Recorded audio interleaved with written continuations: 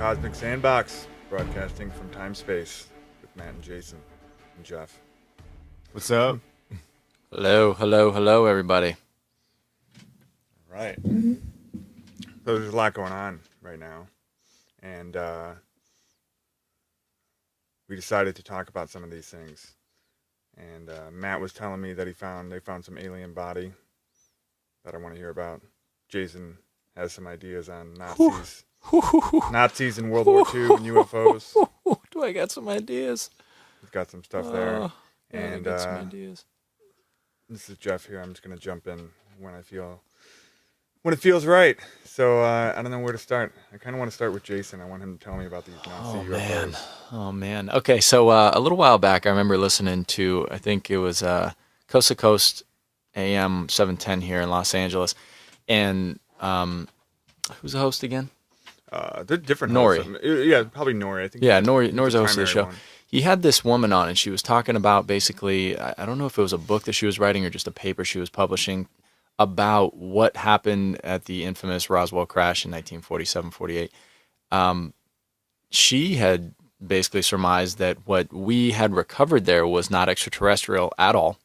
It was essentially Earth-made from, just another country, and it was just some highly advanced technological piece of aviation that we'd never seen before. And what it boiled down to is that it was possibly either Russian or German wing craft. Now, what they talked about as far as a wing craft being, the shape was just something that was a little bit unorthodox to what we'd seen before. It was more typical in the classic saucer shape that we've all seen, and that it had a couple of pilots in it. And she was telling the story that, this huge cover-up was just essentially about recovering technology that we just hadn't really seen yet, but was not extraterrestrial whatsoever. Was that Linda Moulton Howe? I don't know. I can't recall her name. This was probably over 2 years ago. I remember hearing this on the radio, and she basically just said, that's what the Roswell crash was. It had nothing to do with extraterrestrials whatsoever, that it was a recovery of craft,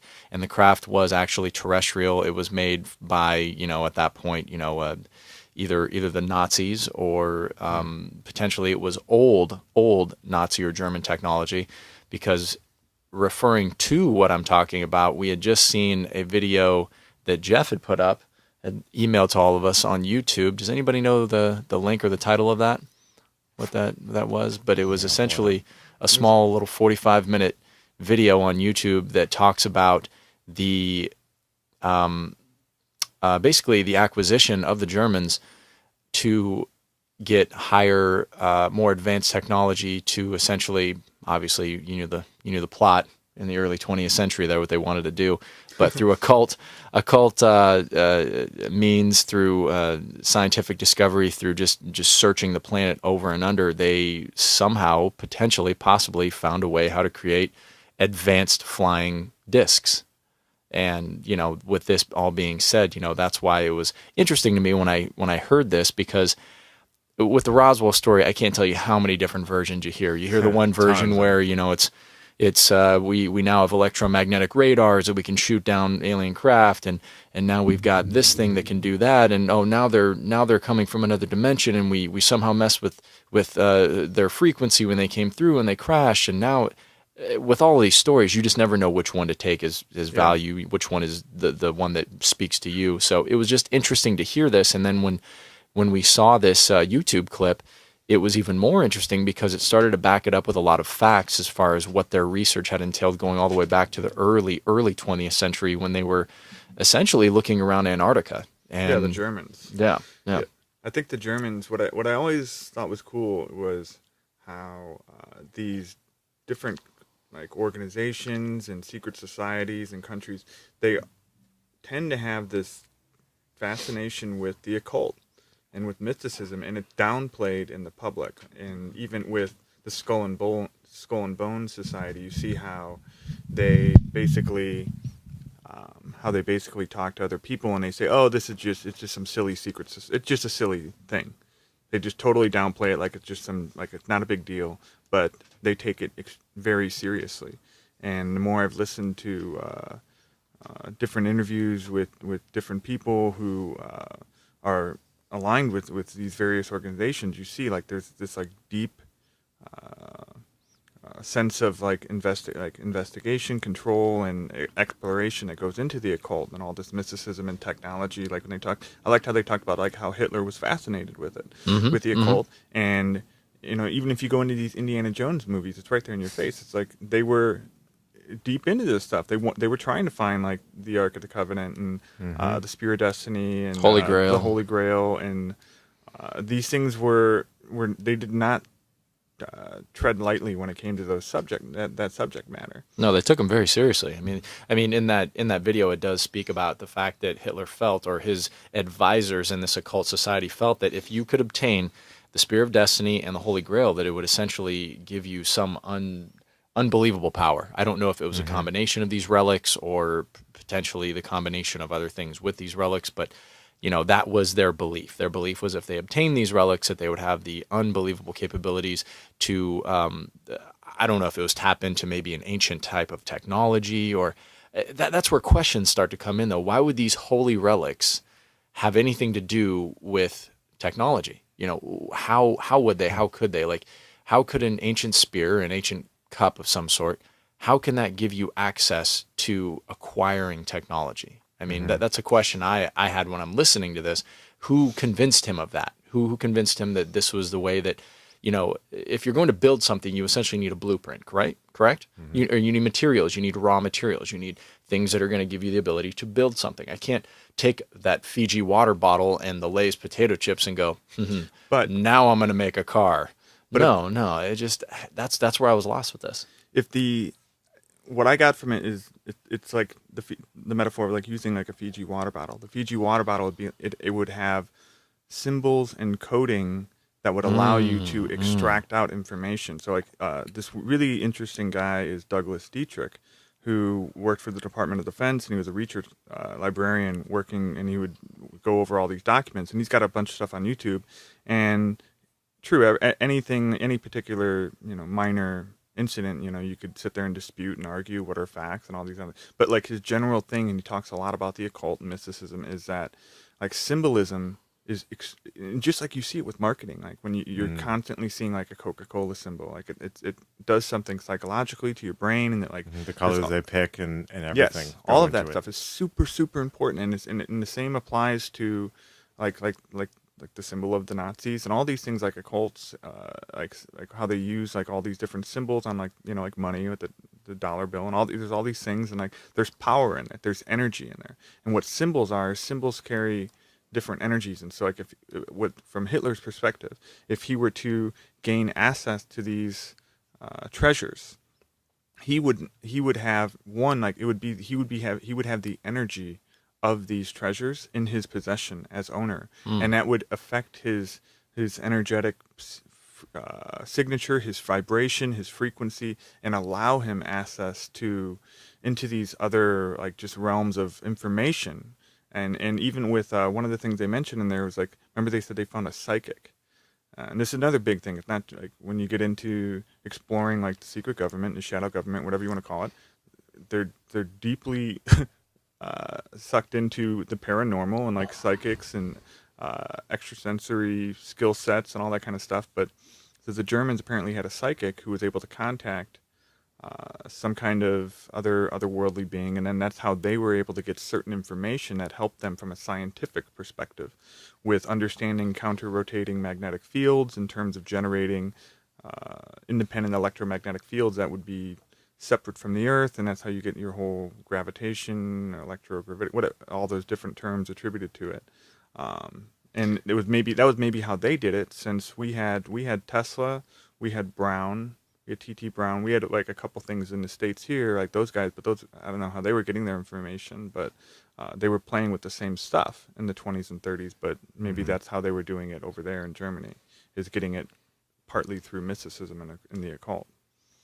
And the thing is, too, when people hear about these things, they kind of roll their eyes and they kind of giggle a little bit. Oh, yeah, the Nazis were researching these technologies, these extraterrestrial craft, the Bell.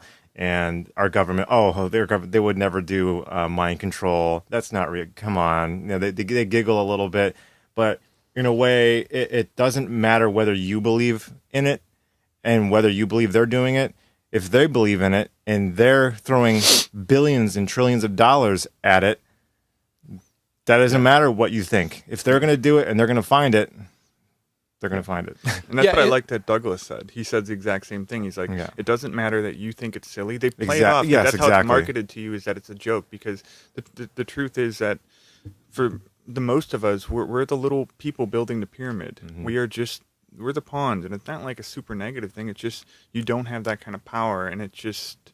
you're disposable, and they don't want you to think it's an important thing, but they do. They take it very seriously. The higher you go, the more serious they take it. Mm-hmm.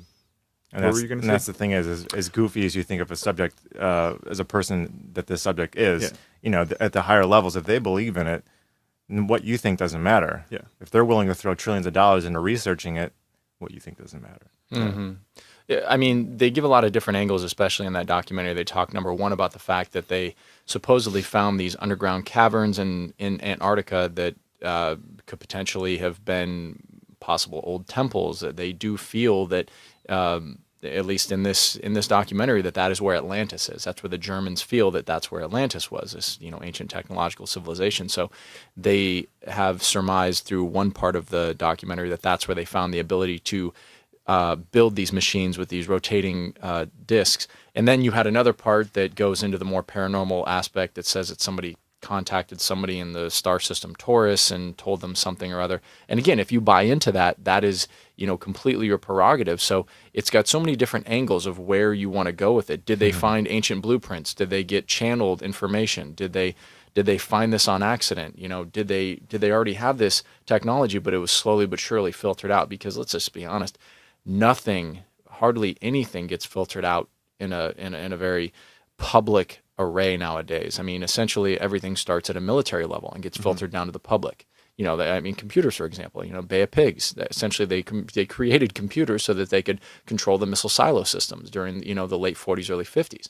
And then essentially over time, as the computer became more smaller and more compact, and they thought that they could make money off of it. And, obviously everything starts at a military level and is broken down. So that's why when I'm watching this and I'm listening to this and they're doing their research and they're looking for everything, I'm just wondering how the pieces are coming together, because you have to know the expedition that was shot down in the early 20th century. There was an explorer that was headed down there that said that he was attacked by flying discs, and they went down. Bird. They went down there with literally war type vessels. They were down there with battleships, and they were obviously heavily armed. They were prepared for if any type of resistance was met, but obviously whatever they ran into was more advanced than what they had. And at that time, I don't think anybody on a global scale was that much more advanced than the other. So now comes in the question of, as the documentary does continue, was it humans that were flying potentially advanced aviation discs that they had created, or, as the documentary does keep going along with, was it potentially a wormhole, the hollow earth theory that, Earth essentially creates a wormhole, and that there was, some type of a resistance when they saw that all of these humans were bringing all of this weaponry and hardware to this area. What was it? What was that place? I mean, very, very interesting documentary. It's unfortunate that you have to read the whole thing, because the imagery on it is also very interesting. So sometimes you miss a couple of the things on there, but it'd be nice if somebody just would kind of tone down the German in it and just, narrate it in English, if you speak English. So then therefore you could just watch the imagery on it. The video we're talking about is called Third Reich, Operation UFO, Nazi Base in Antarctica, complete documentary. And it's uploaded by username ElfWave. So. Yeah, the Admiral Byrd expedition in Antarctica is pretty well documented. It's hard to... I don't think it was mainstream knowledge, and that's mostly because at the time it wasn't like really well publicized, because they had already technically said the war is over. And so the war is over, but yet we think there's a group of high-level Nazis who had been for years moving equipment and setting up a base in Antarctica, and we need to go take them out. They didn't want to, I think, from a political perspective, announce or put too much like Attention. put so much Yeah. attention on that where people would know about that. But now, if you go back into these research papers and start reading about this, there's a lot of information about this. There's a lot of documents that have been declassified, and like even in that documentary, there's some where they're talking like here's like certain people's accounts, like their reports of like what happened with that engagement, and that they didn't know what they were being attacked by, and like how they lost a lot of men and they lost a couple ships, and it was almost like an embarrassment at that point. And I think that also what's funny is I think those accounts of this whole Antarctica thing is what inspired the movie Iron Sky. Because Iron Sky, even though they didn't make it Antarctica, they made it like, oh, look, Nazis have gone to the moon, and then that's where they've stayed. They've been building up a space station. So I think I haven't seen the movie yet, but I feel that movie was creatively inspired by the accounts of Admiral Byrd and the expedition into Antarctica to remove the last of the Third Reich. I thought that was kind of interesting.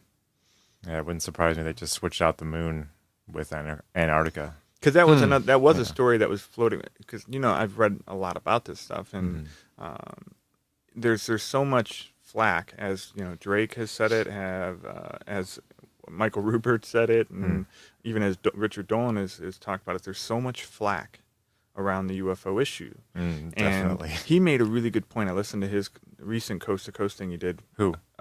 Richard Dolan. Oh, right. Because he's got a new book that's just coming out called MJ12 UFOs and Government Secrets, something of that. It's just coming out. It's a reprint of a book that came out like 20 years ago, written by this guy named, I think, Grant Cameron. But what's interesting about this book is that there's lots of high-level scientists and other political officials with on-the-record accounts of what they were involved in. And to Dolan, some of the most credible, if you were to say, well, where's the proof? Well, here's your proof. You have people who were in multi-billion-dollar projects with the government who, in their old age, are saying, this is what happened. I was involved in it. This is, there were bodies here at like Patterson Air Force Base, and these are the technologies we work with. And they're talking about all this stuff. The Canadian politicians and U.S. like businessmen, researchers, they're all talking about this stuff, and they can't produce documents. And Dolan goes into he made a really interesting point, and he said a lot of these guys want this information to come out, but they cannot release classified material. If they produce and leak a classified document, they could go to prison for the rest of their lives. So what they have to do is sometimes they make phony documents that are bullshit documents, and there's a lot of truth in it. So like they might release, like for one point he said like there was like this document dump was like 500 pages worth of documents, and he said if you want to look at it this way, in those 500 pages of documents, you have to study it. There's a story being told here, and it might be more than what is actually like. The truth is somewhere in there, but you have to just be smart, and like a good researcher will be able to find it and get rid of the bullshit. So like they're not actually coming right out and saying it, but they're hinting. Yes. And again, if you put the pieces together, you'll know exactly what they're talking about. And so that's why you have all of this. There's so much stuff out there, but it's partly he said is because a lot of people want to get this stuff out, but they cannot release a classified document, and so they have to do it in these other various creative ways, which is even to the point of sometimes bringing in, like he talks about like Bob Lazar, like how he thinks the whole Bob Lazar thing was planned, like in a sense of they knew he was friends with what's his name? Oh crap, the CIA test pilot guy who was like his dad flew all the tests. Oh crap, Rupert? No, not Rupert. No. Bob Lazar and. But they knew he was friends with this other engineer who did a lot of the test flying for the CIA, and he flew all these aircraft. I forget. I think I remember who you're talking about now. Name's on the tip of my tongue. But they brought him out to Area 51, and he was exposed. Like he saw various discs, and they gave him like documents and other stuff that then they knew. They said that he would leak this stuff. That he would basically very quickly that. If they showed him certain things, he would talk about it, and that he would leak certain information. And they did this what they were saying, like what Dolan was saying, is this is all done by, if you want to call them white hats, good guys, but people who want this stuff to get out, but they can't violate national security. So they have to do it in like clever ways to get information out. So over time, there's enough stuff where people can start putting the story together and everybody knows what's going on. Otherwise, there's no way to bust it. There's no way to crack it. Because you would just, if everyone just adhered to those policies and then released nothing, you would know nothing about this stuff right now. It's only because of these leaks and people talking about it. And even now, like you see, like some of these guys are, like these astronauts are hardcore, like Gordon Cooper and some of these guys, like they'll say certain things. They'll say what they feel they can say without violating national security. Because even though they're 80 years old, they don't know. If they were threatened with their lives, as if like Bob Dean has talked about, and some of the other astronauts have said, these guys were threatened with their lives if they talk about certain things. It might not hurt them, but it might go onto their family or something. I totally definitely, yeah. So You guys saw, or I don't know if you guys saw. Did you guys see the reboot V television series? No, I think I watched an episode. Okay, this is essentially, I mean, we can say over and over that there's a codex and there's a header and a footer and there's a secret word in this document and that document. All you're going to do is you're going to give skeptics more of a reason to go, that's bullshit. I'm not going to spend my time to go through 500 pages to look through page 46 and page 113 and see the story being built. Yeah. Unfortunately, that's what the truth of the reality is. Yeah. Nobody wants to take that much time. I mean, even for me, reading through Greer's Disclosure Project book, I'm not going to lie, I skimmed through some of that stuff because it's so much brutal. So much data. Yeah.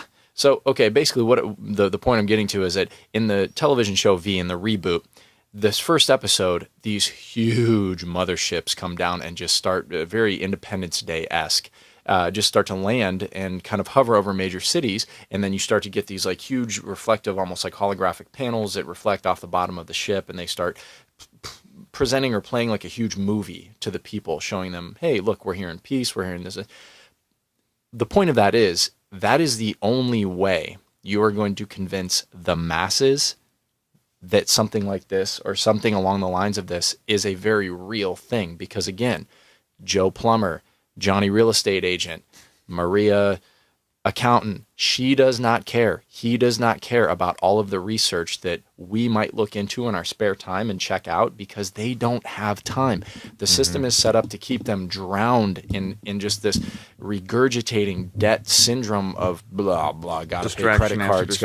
Exactly. So the only way anything is going to happen is there has to be some immense disclosure, like something at the Olympics so that the world would see, or something at like the Super Bowl or something, something along the lines of a massive amount of people would have to see it so that in person. Yes. So that there is no naysayers going, oh, well, that was a trick of this or that or whatever. Because of course the people watching the broadcast would say, oh, well, that's definitely a trick of light. The lens gave this, blah, blah, blah. But then you've got over 500,000 people at the actual site who saw it. That is a lot of people. Yeah, that's like not just two people. That's like the Phoenix Lights incident. That whole I don't know. It was a while. It wasn't like there and gone in 15 minutes. It was like a few hours. This giant craft was floating over Phoenix, Arizona, and a lot of people saw it. And there were news reports about it going on at the time. And then when it was made a mockery of afterward by I think he was like the mayor of the town, people were really upset at that. But you know what? I think in retrospect, I thought that was good though, because he believed, like the mayor was one of the people he came out and apologized later on. But I think that approaching it with the lighthearted, I think it backfired at the time. Yes, but approaching it with this lighthearted humor of having a guy come out in a costume, it was saying it's nothing to be afraid of, and it wasn't like, oh, this is so serious, let's all be afraid of this. I think it could have been handled better. Yeah, but it was one of those. It's a good example though of like what you're saying about Jason, where because it's at least like 10 or 20,000 people. You need to expose an enormous amount of people to really get the collective to start to buy into something. I mean, you just can't. I know everything. Everything starts with a very small lull, small revolution, whatever you want to call it. Snowball collects a little bit more snow, turns into an avalanche, blah, blah, whatever. But with something like this, on the scale of if you are talking about the possibility of extraterrestrial life or just secrets and whatnot, there's so much. There's so much that people will just always look at. They'll be excited about it. They'll check it out. They'll use it as entertainment. However, they will not give it the respect that it's due, because to them it's entertainment. It's off the cuff stuff. It's Star Trek. It's Gene Roddenberry. It's oh, that's really cool. Yeah, this is awesome, but this is too outlandish. I mean, I got to go to work at 7 a.m. tomorrow. Yeah, so exactly. That is essentially what you deal with, I would say, almost 90 to 95% of the populace, because it is, like you said, Geoff, it's distraction begets more distraction. And then, I feel that it's not necessarily a distraction mode, but I feel that it's a shackling. That's what I feel. It's a shackling process. Another one too is the purposeful disinformation. So let's say somebody does go and follow a thread that they're interested in, and then suddenly, if there's truth to something, if there is intentional disinformation put out that's 10% off of the truth, and then another bit of disinformation that's 20% off of that truth, the whole thing gets muddied, and then suddenly that person loses their, I don't want to say hope, but they lose their steam, and then I go, oh, well, this was just bullshit. Yeah. So everything else is probably bullshit too. It's like peeing in a pool. Peeing in the pool. It's basically like, here, something happened. All you got to do is pee in a pool. You pee in a pool, nobody can drink it. And then it just becomes, oh, we don't want to deal with this anymore. And you walk away. What I thought was, I'd never heard about this before in this light, but in this other Dolan thing, in the Dolan Coast to Coast thing that was just like last week, whatever, they talked about how there was a team, and this is all this more stuff that's in this book and just stuff that he was talking about at length, though, pretty much in the podcast, was that in 1970, somewhere around that time frame, there was almost, he feels, an effort for mass disclosure in a sense of bringing certain information out, right?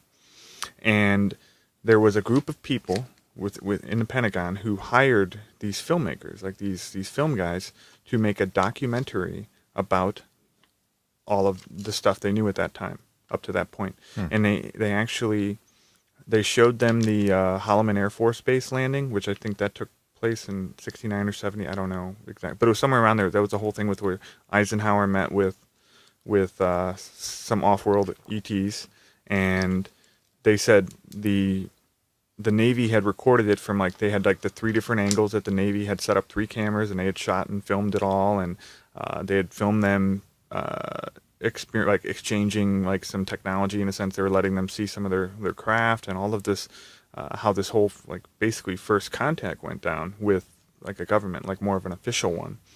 And they had filmed it, and they wanted to make a documentary about it.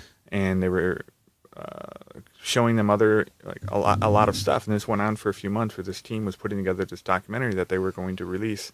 And at the very last moment, they pulled the plug and got all the material back from them and decided not to go through with it. But it's almost like there was this momentum, like as if there was some talks and they were going to finally, because I think at that stage, it would have been one of those things where initially, and I think we've all talked about this before, if this had, let's say this all was true, and in 47, a disc crashed in Roswell, and they started accruing this technology, and they were trying to figure out what's going on. You might not want to tell people right away, just even from just a pure military perspective. You wouldn't want to tell the world what you've got. Yeah, you want to take a step back and figure things out a little bit first. So you're like, whoa, we got to figure this out. This is crazy. And it might have been like time is going through, and you're kind of getting this going, and you get to a point where you might go, okay, let's get this out. We need to disclose this. And I could just imagine, I could see that energy being like, it's been like 10 years, 15 years. We got to start working on how we're going to tell people now and get this out. We can't cover this up forever. But then you've got those guys who are like, yes, we can. You've got those guys who go, yes, we can keep this a secret for longer. And then even if it's just, we just need 5 more years, we just need 10 more years, we're just not going to tell people, let's worry about it. We got this going on right now. We got to do this and that, and this is going on with that. Da, da, da. So I can see how this can just snowball into where you're at today. You're just like, oh my God. It's political and economic suicide for them to say anything at this point. In so many ways. I want to bring something up here. I'm going to play skeptic for a minute. The one thing that's always puzzled me, and this is somebody who I've been a fan of just ET lore, the mythos, the culture of whatnot my whole life. But I always wonder, like, whenever you hear about these wonderful occurrences or these fantastical, amazing, questionable occurrences. I mean, we've got, what is that, the Berkshire incident in England. Yeah, at Am I saying that right? Rendlesham Forest. Rendlesham Forest. Next to that base, yeah. We've got, obviously, the 47 crash in Roswell. We've got them buzzing the White House. We've got, That's right, yeah. you know, we've got all of these moments that have happened. I'm sure I'm missing a couple other very pinnacle moments. I mean, this is the one thing that I've always questioned. If these beings are so intelligent and they're just completely peaceful and energetic and they just want to, they're essentially just explorers for the most part, why don't they just touch down at fucking Harvard? Touch down into college and go somewhere. Hold on a second, because here's where we run into the issue all the time with skeptics coming up and saying, well, why are they always at a base? Why are they always at these places? And then, you know, you'll get the reverse angle of, oh, because they're trying to stop nuclear weapons and they're trying to stop weaponry and they're trying to do that. Okay, well, if they were to disclose themselves to the mass public first, then you would get, like I said, the masses together, and then they can in turn say, hey, look, I don't know why you've been talking to these jerk-offs over here.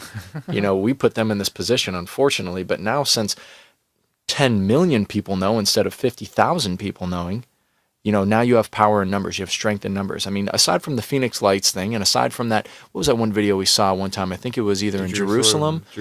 Yeah, that's another one. I mean, again, the Phoenix Lights and the Jerusalem incident, those are incidents where we go to a place that is non-military. We go to a place because, again, whenever you hear military and government, of course, everybody's ears perk up. Everybody's inner conspiracy theorist jumps up and goes, oh, man, you know, it's black ops, it's shadow this, it's shadow that. But in reality, when you try to pull it all together and you try to make sense of it all, I think every skeptic essentially wants to believe. They do. They want to believe in some way, shape, or form, whether they're trying to believe in, you know, superheroes, they're trying to believe in the diet that they're on, whether they're trying to believe in love or relationships or the possibility of extraterrestrial life. They want to believe somewhere, but unfortunately, they just need some hardcore proof. So whenever you always have these old pictures of old white guys in uniforms, tan khakis, you know, it's just, oh, really? You know, another shot of this guy holding up tinfoil and another shot of this guy pointing off in the horizon. There's a blur, exactly. An old dot in the photo. So I cannot blame a lot of people for having such a negative outlook when you even just try to have them just open up a little bit for some acceptance. So that's why I've always questioned, why don't they just touch down in Chicago? There's a couple people living there, last time I heard. You know, touch down right by the Sears Tower. Right in Grant Park. Boom. You know, Millennium Park, right in the middle of a concert. And it just, again, I'm asking you guys. I'm asking you I'm playing devil's advocate here / skeptic. So I'm asking, what do you think, Matt? What do you think? Why not? Why haven't they done that or something like that? I want to hear what Geoff has to say. I've thought about Jeff, He's you're chomping at the bit. Now, this requires you to go much further down the rabbit hole. That's the simplest way to put it. You have to go much further because it encompasses. When you start getting into conspiracy theory, it's conspiracy within conspiracies. It's like it's one of those. What do you call those? It's the Russian dolls. It is. It's one of those little dolls. Okay. Yeah. And it gets deeper and deeper and deeper. And for instance, these are my theories, but they're also theories. These are other people's theories that I've just amassed and I've thrown together into, let's say, just my theory, right? The reason they cannot just land somewhere is because we have extremely hostile governments that are you have the illusion that you have a democratic government. When in my reality, these people are highly paid actors who are pretending, they're masquerading as a democratic government. And this is worldwide. When at the very top of that, you have a very small group of people, let's say it's like 5,000, 10,000 people, that is a business network of very powerful, wealthy individuals, families, secret societies. They control all of this stuff, and they run these governments worldwide. You have They bought and paid for everybody, essentially, and blackmailed. It really is. It's a mob. Even though it looks nice, and for the most, you think, oh no, we elect our. No, to me, it's just a mob. It's definitely a mob. They're definitely willing to kill for anything. Yes, if anybody knows anything, they don't just like the mob. They don't take any chances with anything. They just. Yeah, and this goes into like people thinking, oh, Barack Obama. Everyone blames Obama, and then they blame Clinton. This is like blaming the lunch lady for what's wrong with like things at your high school. But to me, it's like that analogy. The error in the perception is thinking that the lunch lady is running the school. But you only interface. So the people come into the lunchroom and they interface with the lunch lady the president, and they think this is what's going on, and they're voting for things, and they think that they have a say in it. But meanwhile, there's like a few more floors on this building, and you don't even know they exist. I wonder if the lunch lady gets the same pension as the CEO of the United States. So that's one aspect. Is that really, if they were to even violate our airspace, they're going to have F-16s, F-18s, or Black Ops trying. They're going to have hidden. They're going to have all this technology aimed at them, like, oh look, they're invading, and now it serves as a further impetus to say, look, aliens are hostile. We've known about this, because you already have all this propaganda with alien invasion movies and all this shit, so they can't even come here. They can't. They would just be killed or shot down by some fucking radar thing. and now the other big thing. So you're saying that if they do land at Harvard and they interact with people, suddenly then they're going to scramble. The shadow government's going to scramble their own ET craft and start shooting stuff, and say, "Oh, look, see, they're here to shoot us." It would be very bad. They're not hot. They're not nice. Or or that would just be locked down so quickly, and then whatever visitor landed would be treated as hostile. They might be killed. They're subjected to. Now they're going to spend the rest of their lives living in a box, and while little scientists try to get them to answer more questions about. Timelines or time space and other technology. So it's not a friendly environment for them. So you need to have peace on the planet before they're going to come down. First off, you need peace on Earth, no wars, and you also need to not have the mob, or basically masquerading as your democratic governments around the world. You need true representation of the people, and you need peaceful representation. Like no threats of nuclear war and all this crap, which is like, even if you just discount, just get rid of all the UFO lore and all this other crap, and it's just, what are wars are just, they're economic drivers. That's it. Mm-hmm. They're driven by economics. Oh, we want this oil. We want this. That's all it is. It's resources. You're just going after and part of the whole distraction process on a much larger scale. But so you need to have peace. But the other big issue is, why don't they just land? Is because that is a massive violation of cultural interference. You're not allowed to do that. This sounds like Star Trek to me. No, it totally is. The Prime Directive. It's totally Prime Directive. Where did he get that from? Where do you think he got it from? Well, Gene Roddenberry, Gene Roddenberry. Did he get it channeled to him? Apparently, I don't know. Apparently he did. Apparently they did. Okay. Apparently there was something with that, where a lot of information came through. They were connected into just like, I don't want to say mediums, but just networks of people who were much more spiritually aware, let's just say. But the Prime Directive is a very real thing, and you do not. And even if we just want to anthropomorphize the situation now, and we're humans, right? We come across. We see, let's just imagine we see an island, and there's some people who had never seen outside of their island. Like, they've gone generations and generations just living on this island, right? And it's a little community of 10,000 people. And you could say, oh, let's go over there. Let's drop down there and just, let's take our cigar boat over there and bring some iPads and some headphones and Daft Punk albums and just get them all acclimated. Well, no, I mean, who are you to infringe on their culture like that? Now, you could possibly say, let's introduce, if you see problems, they have medical problems, maybe then you go, how can we get over there without freaking them out too much with our technology and maybe help them? Like, they're suffering a disease that maybe we can help. So maybe we send one or two people over there to try to befriend them and talk to them and find someone they can trust to teach them about medicine or teach them about, something that might help just to improve. give them a nudge in the right direction. Just give them one piece of technology that if they're smart, it'll lead them down a path of figuring out a whole bunch of other stuff. But you're not going to, it's wrong, and I don't want to say it's wrong. It's not like a right and wrong thing, but to land on some other person's planet and then start spreading out your culture and telling them, well, this is how things work, and that's like assimilation. Okay, well, quick question then. Do you guys buy into the ancient alien theory? Yes? Yes. Parts of it, yeah. Okay, so then why did these ancient aliens do exactly what you're saying is a big no-no then? Well, there was a lot of things that had happened prior. Like, this goes into, though, that, like, we're not just from Earth. Like, most people who are on this planet are from a mixture of humanoid planets or like cultures. Why we have so many different appearances?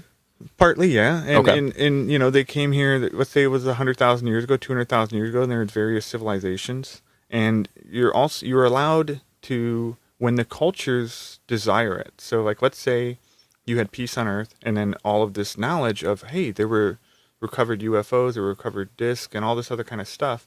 And imagine everyone in America suddenly going, well, hey, like what's up with that? We now we know about this, and what were they like, and we want to meet these people, and then now you open yourself for contact.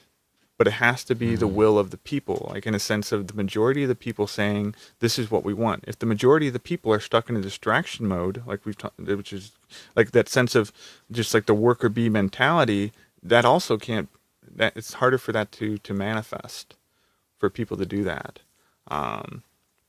So, but I do think like if you, this is from, I've read so much on Dolores Cannon's work. She has all of this like hypno past life regression where they go into this stuff, and a lot of these times, like with the whole ancient alien thing, ancient astronaut theory, is that they were coming here to help nudge society. So it was teaching them certain farming methods, teaching them certain sciences and math, and that's like when you get into some of these tribes, and it's like, oh, how did these tribes in Mexico know more about different star systems, and they have all the like they knew this was a binary star system, they knew all this stuff. Well, what does she say about like the Mahabharata and like Sodom and Gomorrah? Because that definitely wasn't teaching me how to grow corn. That was a nuclear weapon supposedly, and that was like battles going on. So again, like that was bunked and Ancient Aliens debunked. That's dude. right, dude. Come Look on. that up. But again, like so, for as much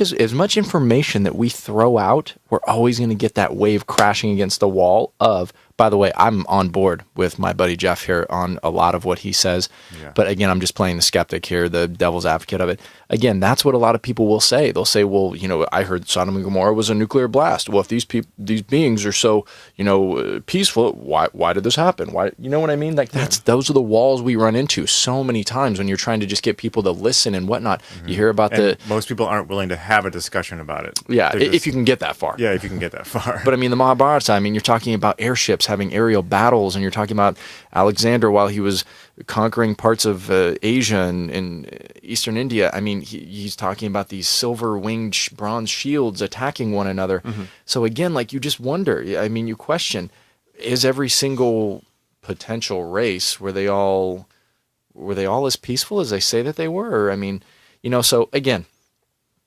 Playing that roll up, you're always going to find those crash moments, and then if you buy into the hypnoregression, if you buy into reincarnation, if you buy into the astral, the projection, the metaphysical of things, yeah, you can search for more answers. You can search for more pieces to your research that you want to, or you can go in completely different directions. But it's difficult because then you have these counter arguments all the time, especially from a skeptic side, especially. And that's why I try to go with this macro approach.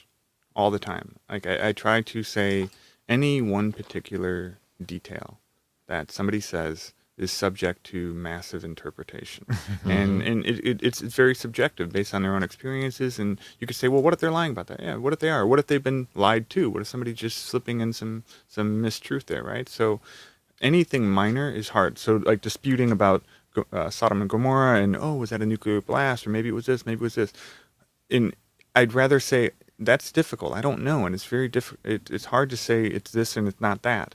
But it's easier to say there was some kind of explosion there, and there was this is. So you almost have to look at it through like a foggy lens, and like you can't see the details, but like there was there was something bad that happened there, right? And you almost allow all of the different accounts and what people are talking about just to kind of flood into you and just average out, and you just feel them out and just search for recurring themes and notions and what people talk about, and then apply that to even bigger perspectives and more macro perspectives and see how that fits, and constantly just averaging, constantly just letting it settle and see where it goes with the big picture.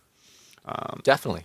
I mean, and again, another argument that will be thrown at you is the fact that your passion and your belief is so strong in not only the research that you've done, but the minute you say those three little words, I don't know, when all of everything building up to that point of you were like, oh, well, I listened to this and I read this and I watched this and I did that. The minute somebody throws something at you that you respond with, I don't know about, again, boom, you're grabbing at straws. You know, you're living you're living in this fantasy land. You know, oh, really? That okay, buddy, sure. At that moment, the conversation exactly. ends. That's and they kind of just lean back in their chair and they cross their arms and they go. And you see that even with modern science, where I mean, with Sodom and Gomorrah, you know, we're talking like what, like I don't know, like thousands of years ago.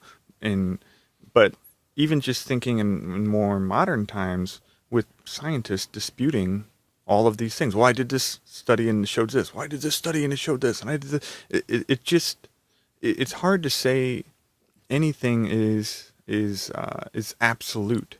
Mm-hmm. I mean, I could sit here and say I absolutely know that if I pick up Jason's iPad and chuck it at your wall, it's going to bust in pieces. Now, consider this: my absolute faith in that is only modeled on these ideas that any time I've ever in the past thrown something at a wall, it didn't go through it. What if I threw that iPad at that wall and it went right through it right now? It would just be shocking if it goes right through the wall. But now it completely destroys all evidence to the prior fact that we couldn't do that. Mm-hmm. But so we're operating under these assumptions of only what our perceptions allow us to. And maybe that's a bad example. Maybe not. I don't. But you're constricted to that. Like you think what is possible. It's just like if you believe in ghosts, you know. Again, it's just proof, like anything. If you've had a ghost experience, then you'll believe. Yes. Right. I mean, it's proof. You know, human beings, unfortunately, we're very proof based. You know, we want to see the proof in the pudding. You know, Geoff, you direct. Well, can I see a film you directed? You got to imagine it. Okay. So you're not a director then. You're just telling me you're a director, but you're not really a director. Matt, you do sound. Can I hear something? I'm working on some stuff. Exactly. Oh, Jason, you act. Oh, can I see some of your work? Exactly. The proof is in the pudding for a lot of people, and unfortunately, we are such a cut, hard laden. Is it in, for the lack of a better term, is it in stone? You know, we want to see something, we want to feel it, you know? So that's why I think it's tough whenever, like, Geoff is a very, very spiritual person. When he talks about these experiences, you know, some people can relate 100%. Some people may say, oh, you know, I kind of sort of get it. And some folks just turn their nose up at it. So, you know, it's how you relate to your material. It's what your belief is, you know, where your strengths lie with that. Because those bases for comparison are always going to affect how you perceive things. Mm-hmm. You know, you may not be a very religious or spiritual person, and then you have children, and then maybe you become very religious and spiritual. Maybe you have an incident and you become very religious or spiritual. I don't know. It's probably different for everybody. And the thing is, like you love to bring up, which is awesome point, is what is proof? What would you need for it to be proof? And somebody asked this on Reddit recently. Could Anonymous prove whether or not UFOs and aliens are real? And they were asking something about proof, and what I posted was, what kind of proof would you need to really prove the existence of extraterrestrials? What would definitely do it for you, aside from ETs actually coming down and actually meeting you in person? And of course, I got downvoted to the bottom. Yeah. Because it's one of those, you have to think about it. And actually I like the iPad thing of throwing it through the wall, because it's one of those things you only believe it's possible based on like prior experiences with possible, like trying to do something. So it's like your sense of like, think about babies, like they're putting everything in their mouths, they're touching everything, they're crazy, right? But they're what a baby is doing. These crazy babies. You're creating a library. Crazy. You're creating a library of experiences. You are learning the rules of the reality you've been dropped into. Mm-hmm.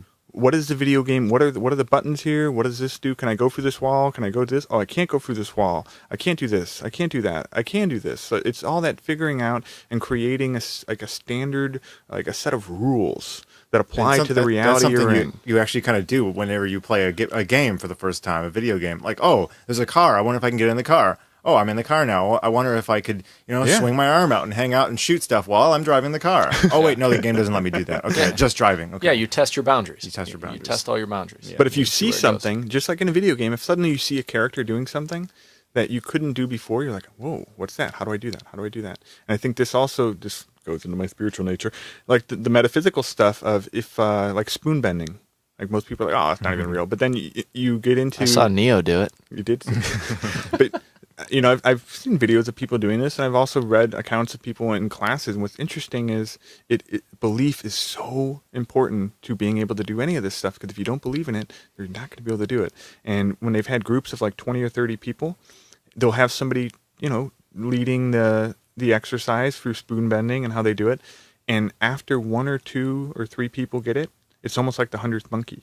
Everyone else sees that the other people are doing it. They're like, holy shit, this works. And then, lo and behold, like 30 people will do it within minutes. Within minutes of the first 1 or 2 people. As soon as you just need that first little crack to appear where these people figure out how to do it, and they're able to do it, they believe it enough, they do it, and then everyone else starts to believe that they can do it. It transmits through the source field, and it connects everybody, and they all know at the same time.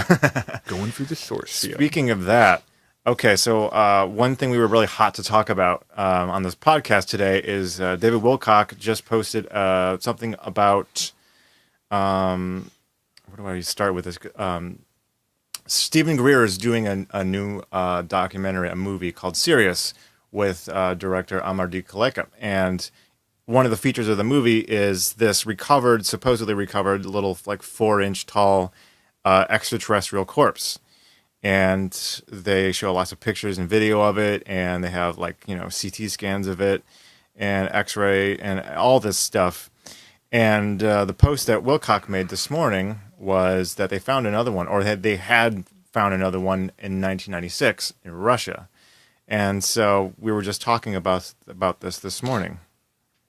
Yeah, this was pretty cool. Yeah, I mean, it made me think of totally made me think of how in Hollywood you start to see, almost like in Hollywood you see things manifest that are starting in these like secret little, in this almost like hidden world. And this little alien is, how tall is it, Matt? It's like, I think it's 4 inches or something like that. I think it's a little bit bigger than that. I think it's like a little, maybe the tallest one, the one that they had was maybe close to 1.5 feet. They're pretty small. They're mature. It looks like 4 inch. Like it looks like, because it's shown next to his hand right there. You can see it's pretty small. That is pretty. But they small. said the skeletal structure and everything with like it's mature, like tiny. the bone density of like this. Yeah, the organism. They could tell it wasn't. Apparently, they could tell it wasn't a fetus. Yeah, like it's not like an aborted fetus or whatever, Yeah, like a small genetic baby or something. It doesn't look anything like that something. anyway. No, it doesn't. But it made me think of Men in Black with those the little aliens that they have hanging around Will Smith, and these little like, and they don't look exactly the same, but they look similar enough where I would think that got out. This is one of the races, and then people, that's something you would whisper about if it was, getting just whispered about, like, hey, this is what's going on, like the little insiders and trading information. I could see how that would make it to Hollywood, make it to the screenwriters who wrote the movie, and they would write that in, or even the character that sat in the human's head, in the first movie, and suddenly the head opens up, and there's this little guy controlling all the levers of the human being body. Yeah, that's cool. It makes me think of all of the legends around the world about fairies. That's what it really makes me think of. Because, even prior to the motion picture, we had books and we had legend and we had the spoken word, obviously, and, story bouncing from person to person. But in a lot of cultures, especially European, Western European, and in those areas, you had these cultures who believed in little people, whether they be magical leprechauns, magical fairies, things, these little people. And now this individual being that we're talking about here, the one that Stephen Greer showed at his presentation in Santa Monica, it looks pretty legit. It's an EBE, extraterrestrial biological entity. As far as the testing, we are actually waiting to hear something back as far as... I'm sure they're going to wait until the movie to reveal some of that. Yeah, I would think. But then... you don't want to get those ticket sales down. Yeah, exactly. Let's be honest, there's still a buck to be made. But, it looks... Again, I'm going back to the proof thing and, the question of proof, what is proof, et cetera. The one point that Matt brought up earlier was that I think there was a thread on Reddit that had said, hey, what are the results on this thing? Has there been an MRI Yeah, I was just about done? to read that quote. So... somebody wrote here, this makes me skeptic about this new finding, because the costs of doing proper MRI testing, full and dispositive forensic level DNA testing, and carbon dating with other isotope testing are considerable and certainly not currently funded. So they're saying it's really expensive to go and do all this testing. And this person writes, none of these tests are especially expensive. In fact, most are pretty routine at every university. So can you just go to a university and get these things done? Yeah, I'm curious because as far as I know, to go get an X-ray or to go get a CT scan for me at a hospital, they're going to charge me $10,000. Not to me, they're going to charge it to my insurance. Yeah, maybe not at a university. If you have the right, well, everything's free if you have the right hookups. I mean, think about like we're in a production environment, so most people go, man, all this stuff's real expensive. And yeah, if somebody wanted to hire me and a bunch of guys to go do something, it's going to cost some money. Yeah. But if a friend or somebody that, even if they're not a friend, they're doing something that I think is cool and that I just want to be a part of. If they say, hey, I've got no money, but I got this cool thing I want to do, cool, let me go see it. If I was a guy who had CT equipment and normally I charge people a lot of money for stuff, some guy's like, dude, I think I got an alien body. I'd be like, okay, bring it in. Bring that body in here.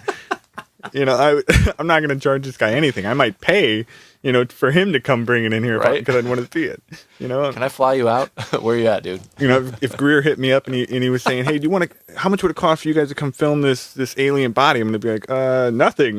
You know, what do you need? What kind of equipment? I'll pull as many favors if I have to, so I can see this thing. Yeah, very cool stuff though. Cool development. I mean, it was definitely during his presentation. That was one of the most. For me, it was a highlight. I really enjoyed that part of it. I my ears really perked up. You know, whenever I see, you know, for my version of proof, I was very, very interested because, you know, I've seen like the those washed up on shore New Jersey. What is that? Montauk monster. Those crazy, things. Montauk monster. And you know, obviously the chupacabra stuff you see in Central America and South America, and a lot of people have debunked those as, you know, just VFX. You know, oh, that's just special effects stuff that people have done with this, that, and the other. But you know, this again, it just. Curious to see where it goes. Yeah, I'm excited. Did you mention? And there was another one now. The other one was found in. It's like almost like an identical like size type body found in Russia, but that one was living for 3 weeks with a woman. According to this article, it lived and talked to this woman, this older woman, up in like the mountains of Russia for like 3 weeks before it ended up dying because it couldn't survive our environment. Huh. That's what the. And you see that a lot too, even with the Roswell, like certain theories, whatever, not series, but certain information that has come out of the whole Roswell thing was that one of the EBEs, one of the aliens lived for like a certain amount of time, but the environment was just really hostile for it. Like it couldn't tolerate our environment, and it seemed to know that it was going to die soon. So I'm curious to see what you guys think about this quote about somebody saying that, oh, these tests are actually pretty routine and pretty, I don't want to say cheap, but they're cheaper. What do you guys think about that? Because I feel like, again, I could see me being in a university and someone saying, I got a little alien I want to bring in and get, you know, get a scan done, and just kind of chuckling like, okay, all right, give me $10,000 and then I'll let you come in and do the thing. I could see that happening. Or the exact opposite, which is saying, oh, if they really have an alien body, people are going to drop all their shit and they're going to come and want to check it out. No, most people aren't going to want to do that. Because what are you paying for? When you say something is expensive, you're paying for the privilege to do something. Like it's not like even you go to a hospital, right? It's you go there for a day or two, and you're like, oh my god, I got this $8,000 bill. Do you think $8,000 worth of labor was applied to your stay there? No. Nothing like that. It's all that jello. It's just all markup. Yeah, after a certain point, it's markup. You're paying for the access to this $500,000 device, and this is how much we charge. The same way, if like I go buy a $30,000 camera, and then if I'm hired to go shoot something, I might charge this is going to be a $700, $800 fee for me to come out with this camera. So you're paying for something. It doesn't have real. I don't want to say real value, but it's that sense that you're paying for something that is really just technology, and you're paying for the access to that technology, right? So I don't want to say that they didn't have to pay anything, because even for the serious documentary for Greer's film, they had to raise money. They raised like $250,000. Kickstarter, it was a $250,000. They raised like $250,000 to go make, because you need to pay for people's labor for their time. So if you're going to have a film crew and editors and motion graphics and all these like people coming out for like 6 months following you around, you got to pay for that. But to bring an entity into a lab and have some tests running on it for a day or two, if you wanted to, you could just simply charge them labor for the day of, okay, like maybe they Yeah. couldn't be doing other things. That's it. So it shouldn't cost that much. Yeah, another thing is I could see, again, if like you had all these, respected scientists in a room and they all hear this, oh yeah, there's a being, we want to come and scan it and do tests on it in your lab. They all kind of look at each other and go, "Do you believe this? Do you believe this?" Yeah, well, I don't know. Well, it's suicide. For them. They don't necessarily want to buy in and just say, "Oh yeah, come and do it for free," because they're going to look at their buddies and go, should we believe in this? Should we give them the free time? I don't know, and I could see that becoming an issue.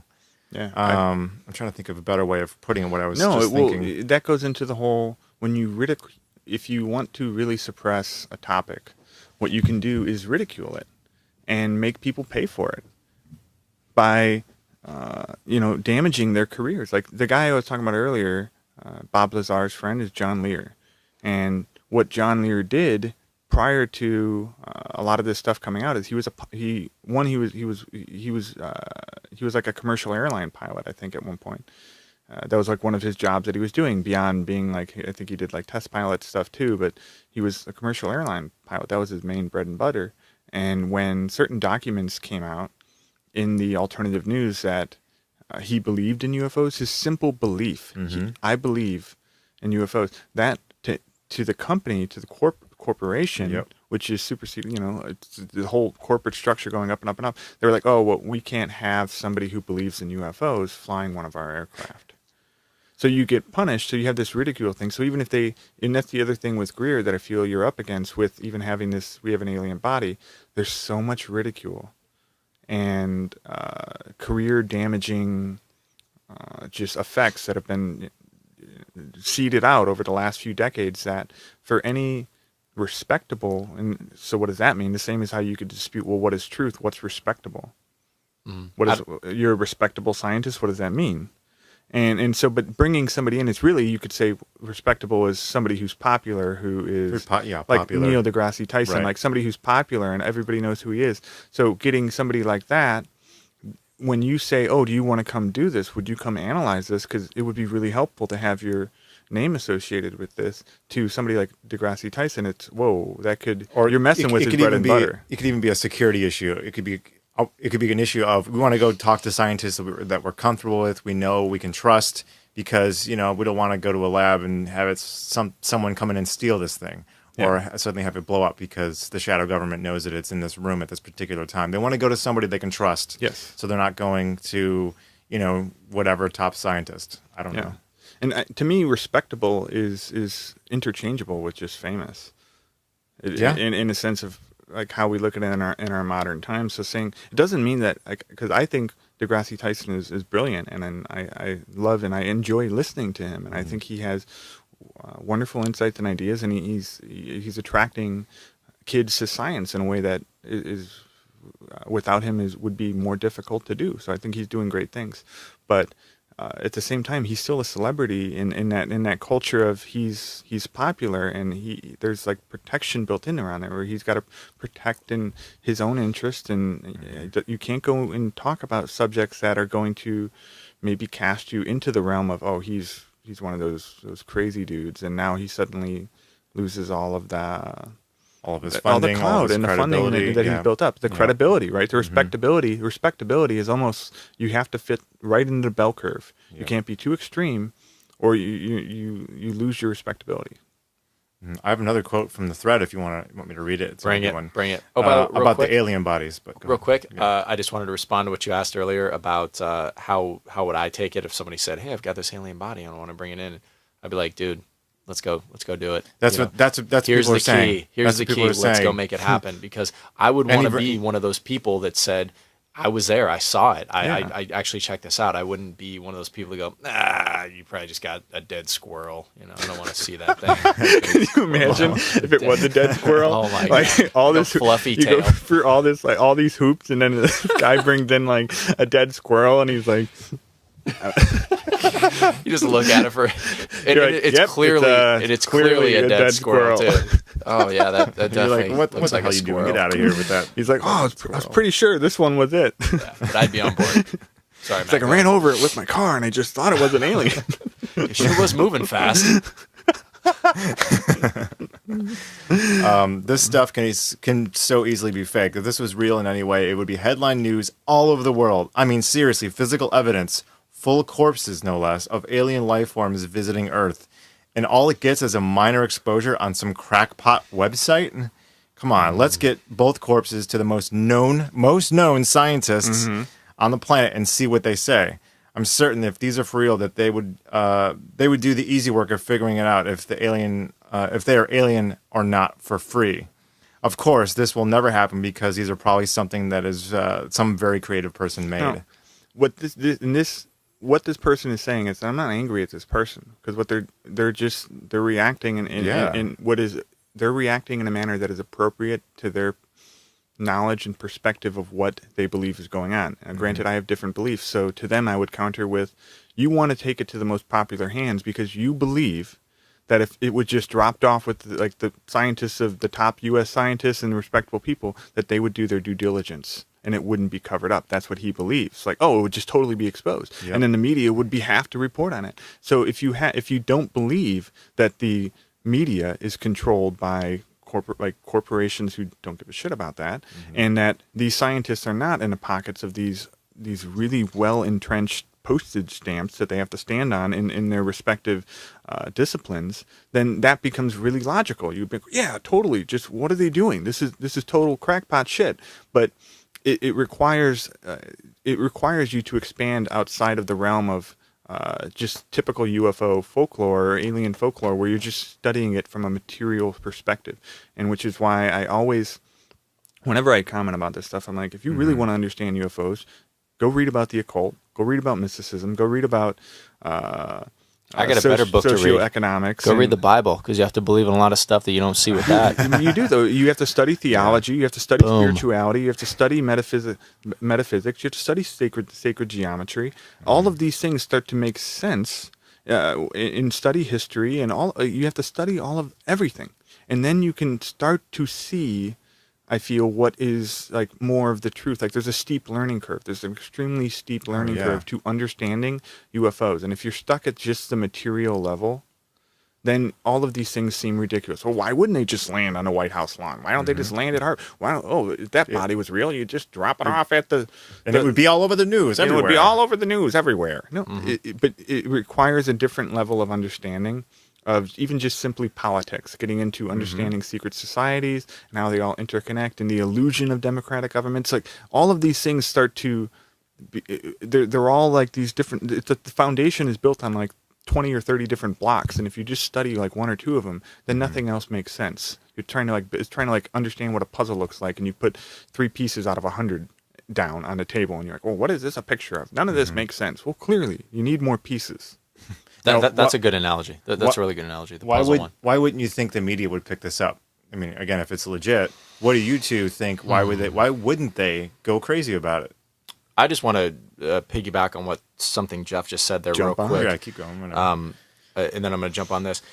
Geoff makes a great point on everything that he was talking about there, and I like how he started that off with, he's not mad at this guy, because again, a lot of people might look at that and go, who is this idiot? Oh, this guy doesn't believe. No, man, everybody has a right to believe whatever they want. And like that comment that I just made about the Bible, I'm not making fun of people who believe in the Bible, but essentially the stories that are told through that book are just kind of like guidelines that you should live your life by, and you can take that as fact, and you can take that as however you'd like, and that is completely up to you. But again, your belief is what it all really boils down to. If you believe that these things happened, then that's completely up to you. That's why that's the argument that I kind of push towards people whenever the discussion comes up of, well, you'll believe all of these other things that you haven't seen because it's widely accepted. But if something is potentially off the beaten path, then you just can't even, I don't know, entertain the thought. Yeah, that's important to be able to entertain the thought. And again, going back to what I said earlier about, using the analogy with, the TV show V and whatnot, that would be the only way, aside from what this guy said about how it being on Fox News, CNN, MSNBC, every big radio, USA Today, every LA Times, New York Times, that would be the only way that you would ever be able to get around all of the shadow governments, all of the this, all of the that, all of this, if they just dropped down and said, boom, we're here, what's up, we're hanging out. How you guys doing? Because again, there are that guy right there that just said that, he's the masses. He is the masses. And he is the 90 to 95% of people that just go, this stuff's fun to talk about and it's goofy and stupid, but come on, man. You know, here's what I think. If it's so groundbreaking and earth-shattering, then it would be, you know, this physicist who won the Nobel Peace Prize and this guy that's working on the Human Genome Project would be working on it. But come on, dude. It's just some stupid little thread. That's exactly what it is. That's exactly what it is. And that person controls 90 to 95% of everything. You know, and your question was, Matt? It was about the media. It was just like, why isn't this story all over the media? If this is real, this is the real deal. I think because, again, you know, it doesn't have the same impact that a gunshot in your neighborhood has, because it affects you right here and now. A lot of people are affected by the here and now. You know, what affects your here and now? I mean, I can tell you that in 20 years you're going to get colon cancer, but you know what, dude? If you know that, it's going to affect you here and now because it's an extreme case. But if you don't know that, you're just going to keep living your life accordingly. So the here and now affects everybody in different ways. Your here and now is in your community, in your city, you've got crime, you've got this, you've got jobs are dropping out left and right. You've got all of these things that affect you here and now, because the only 5 to 7 minutes that you can pull from that 30-minute broadcast is that America's in the shits. I can't find a job. My kids are going to be stupid, and we're gonna start. You know, your kids are stupid. Yeah, you know, all these things. You know, if that's all you're pulling from that, where in there are you going to be able to find the other 3 minutes to go? Wow, that's pretty crazy. They might potentially have found a little being. You know, go from looking at your cable bill to found an alien body. No, I'm serious, man. Well, hold on. There was that whole thing in Colorado. Like, I think it was like a month or two ago, where some guy set up a camera and fast forwarded the footage, like played it really fast, and you were able to see this little craft getting up and flying around, and you couldn't figure out what it was, and it made a big deal. People were calling in from all over the world about it. I'll tell you why. Why? Because I believe it clearly. I think they're bugs, and that's why.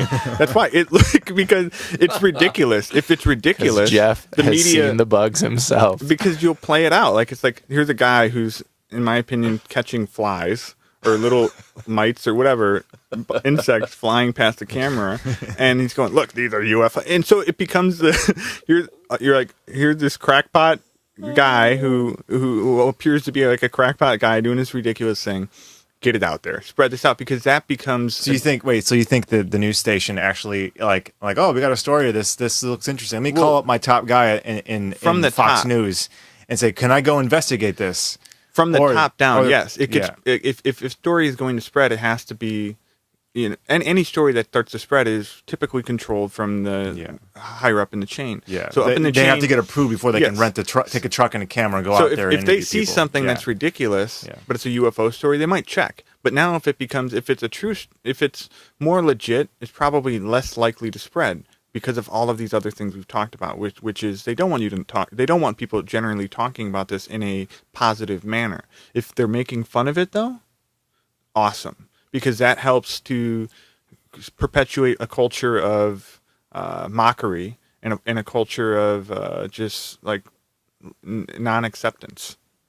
So that's why I feel that story spread, is because it didn't have a lot of weight to it. They could see that it doesn't have a lot of weight to it, and thus could end up being mocked at some point. It serves and that agenda. Like, oh yeah, let's let that crew go out and shoot that story. And I don't mean that in like a mega, like there's a bunch of guys smoking cigars talking about this story in some underground bunker. No, but at it's just like an energetic level of how we've been conditioned to tolerate it, to a lot of maybe like at these upper tiers of like news, how they share their information. It becomes, this is a silly story, it's funny, and it somehow just gets enough traction on the internet that it just becomes a thing. So but that's a good point too with the internet. So if Greer's stuff, when Sirius comes out, if there's enough traction on the internet, it might make it. If suddenly it's popping up in some of these, mid-range rags across the internet with various stuff like HuffPost or whatever, local news stations who are interested in it, it might get picked up enough where it gets enough momentum, enough of a snowball effect where it seeps into your nightly news, and like a newscaster starting off with tiny alien bodies. One guy thinks so, and it would be this. Even if they're mocking it, but it might make it. to that realm, and I could, but I can't. I can totally just see how there'd be such big smiles on their face as they talk about it, and rightfully so, because if they're not in that place where they think it's true, they're not going to sit there and say it with a serious face.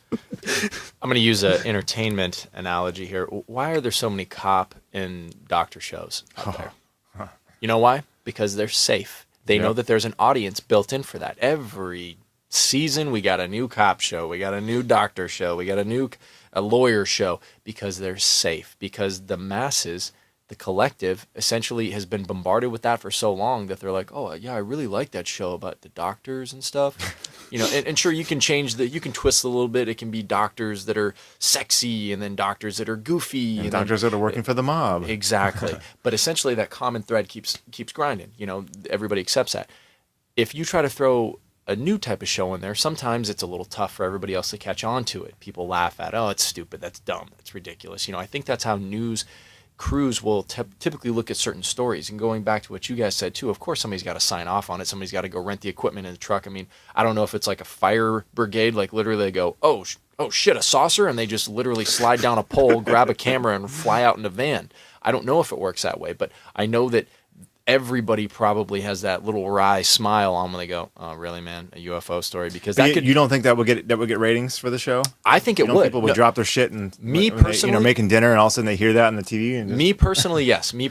I would stop. I would stop and drop things. Other people would scoff, turn the channel, go, "Oh, this is garbage. This is a hoax. This is a special effects little miniature that somebody bought online, and now they're trying to pass it off as a being." But I'm just saying again, the news plays with safe topics. The economy's in the shit. You're not making enough money. You do you kind suck. Of a point there, yeah. You know what I mean? So if you branch off in a new direction and go, hey, guess what?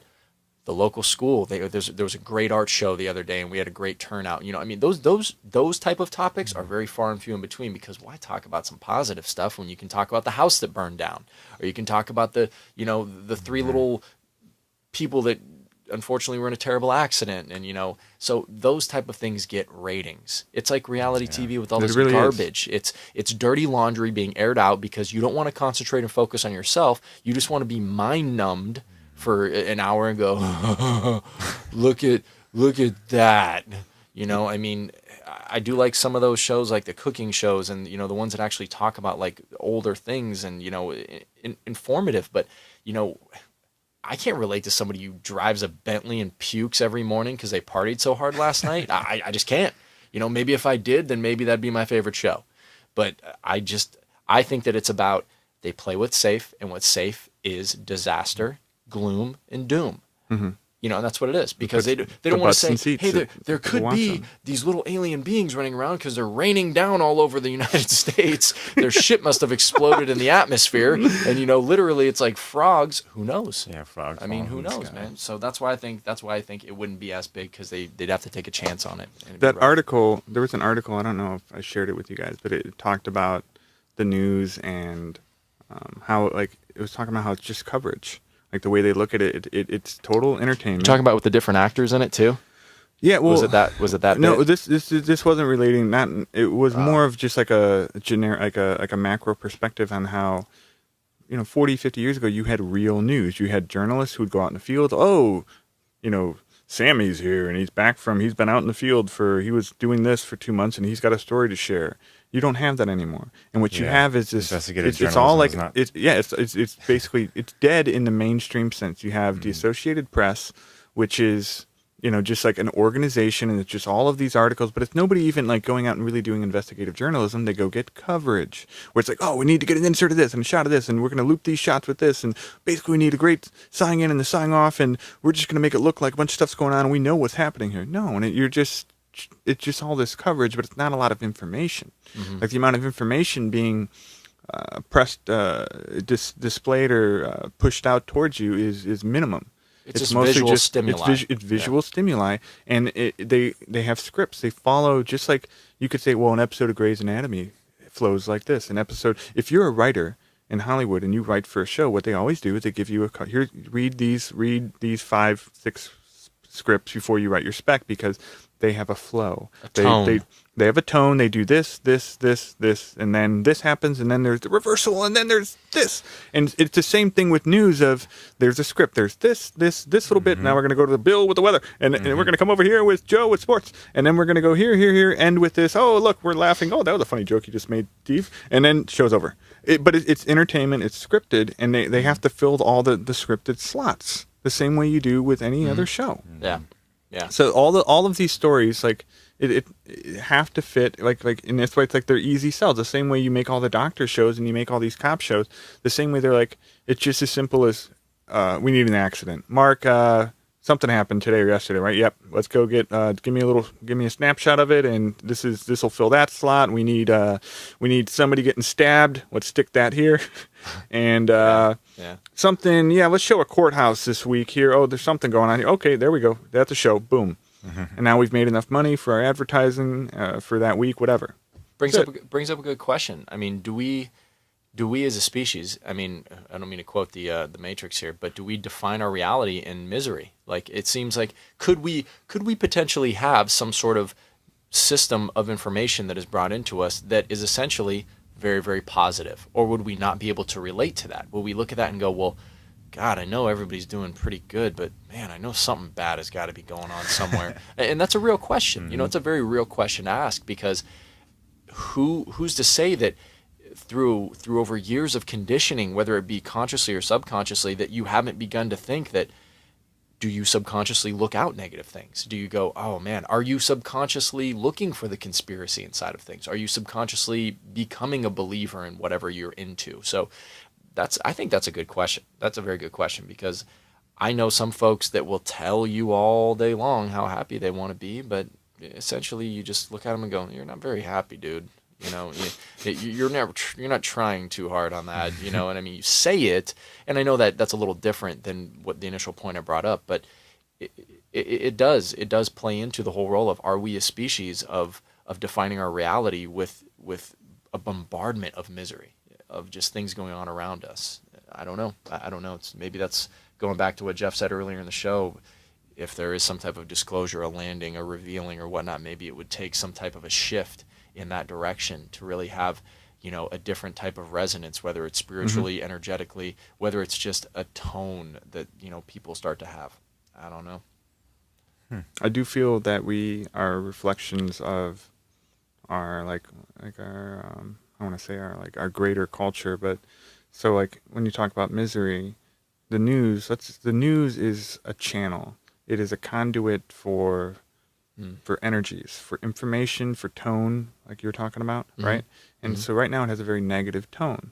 But I feel that is, this is part of, you know, rings within rings of conspiracies. I think that this is well understood at higher levels of understanding, higher up on a pyramid of knowledge, that when people are in fear, they consume more, they buy more, they're more controllable. When you're in a state of fear, you or lower energy, you're a better consumer. You're going to buy more shit you don't need. And so the news is a part of that, like, in a sense of propagating fear and misery. So you have this illusion that the world you live in is horrifying, because they're not doing stories on this awesome work being done here, or here's a shelter doing this for people. Yeah. If they did that, you would suddenly, in people's environments, they'd be like, wow, things are really getting good. So you could manipulate people like through however they receive their energy or their information of the world, which is mostly through people like the newspaper, or especially if you're very mainstream, you're just reading the Tribune, the Journal, whatever your city rag is. Plus, you watch the news, and you receive. This is your main source of information about your environment. The same way a baby is figuring out their reality and touching everything, that is how you determine your reality. You're looking around, you're seeing these things. This is what you're told, and it's also now that propagates out to all of your friends and family who you're interacting with. So if you're interacting with a lot of people who all drink from the same tap, this is your experience. Yeah. If you change the tap, and people up at the top, and this is where it's like if you had a peaceful society, a peaceful planet, and suddenly it was, this is going on. A bunch of countries are getting together, and we're going to start we're going to make sure nobody starves this year, ever again in this part of the world. We're going to stop this. Whoa, you start getting like, boom, you start getting energized, and it changes your perception of this reality. You see other people in the world are doing things that are changing, and that they're starting to help other people, and it starts to. It's less divide and conquer. Yes, It brings people together. It starts bringing, and then you start going, well, what can I do maybe? And so all these little things from like, you start at the top level, but when it goes through the filter process, I feel that you get down to like an individual person who's just watching the news, and then you go from, you have a person who, in one parallel reality, they're getting hit with stabbings, shootings, this is wrong, blah, blah, blah. Let's talk more about the NDAA taking your rights and, Agenda 21 and they're living in like this state of, oh my God, I don't even want to be here. I don't want to live on this planet. And what are my children going to have to deal with? This is horrifying.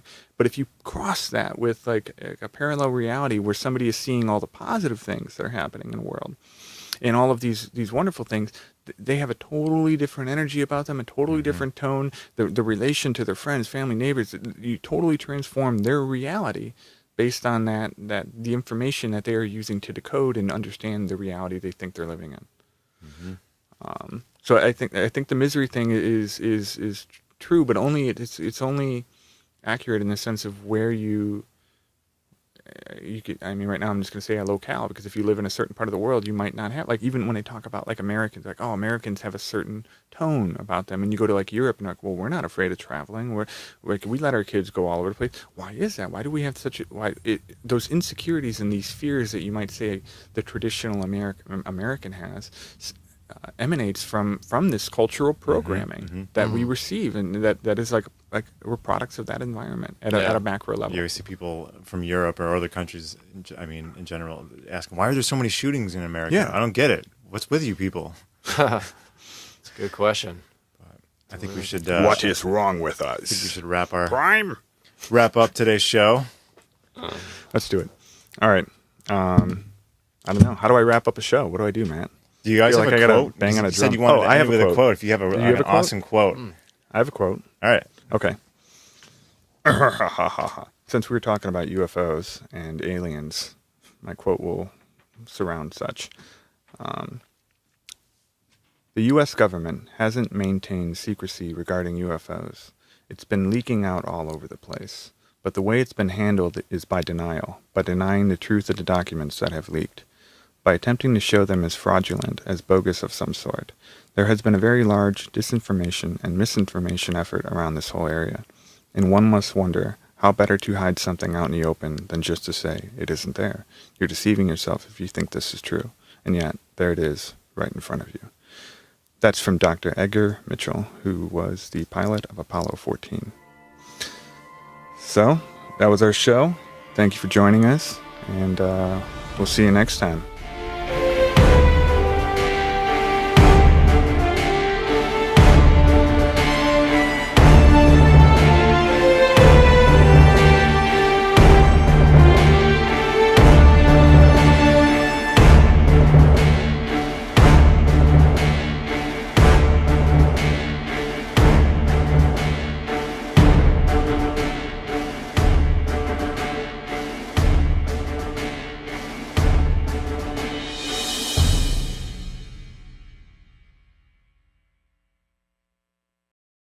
Access to acquiring technology. I mean, that's a question I had when I'm listening to this. Who convinced him of that? Who convinced him that this was the way that, if you're going to build something, you essentially need a blueprint, right? Correct? You need materials, you need raw materials, you need things that are going to give you the ability to build something. I can't take that Fiji water bottle and the Lay's potato chips and go, but now I'm going to make a car. But no, it just, that's where I was lost with this.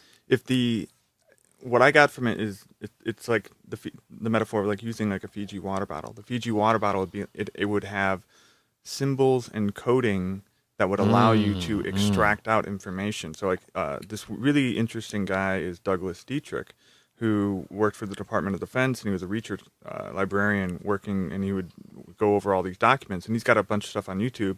And true, any particular minor incident, you could sit there and dispute and argue what are facts and all these other, but like his general thing, and he talks a lot about the occult and mysticism, is that like symbolism and just like you see it with marketing, like when you're constantly seeing like a Coca-Cola symbol, like it does something psychologically to your brain, and that like the colors they pick and everything. yes, all of that stuff is super super important, and the same applies to like the symbol of the Nazis and all these things like occults, like how they use like all these different symbols on like like money with the dollar bill and there's all these things, and like there's power in it, there's energy in there, and what symbols carry different energies. And so like from Hitler's perspective, if he were to gain access to these treasures, he would have one, like he would have the energy of these treasures in his possession as owner, and that would affect his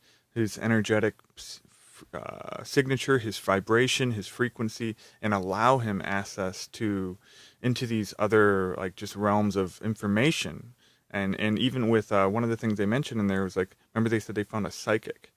And this is another big thing. It's not like when you get into exploring like the secret government, the shadow government, whatever you want to call it, they're deeply sucked into the paranormal and like psychics and extrasensory skill sets and all that kind of stuff. But so the Germans apparently had a psychic who was able to contact some kind of otherworldly being, and then that's how they were able to get certain information that helped them from a scientific perspective, with understanding counter-rotating magnetic fields in terms of generating independent electromagnetic fields that would be separate from the Earth, and that's how you get your whole gravitation, electrogravity, whatever, all those different terms attributed to it.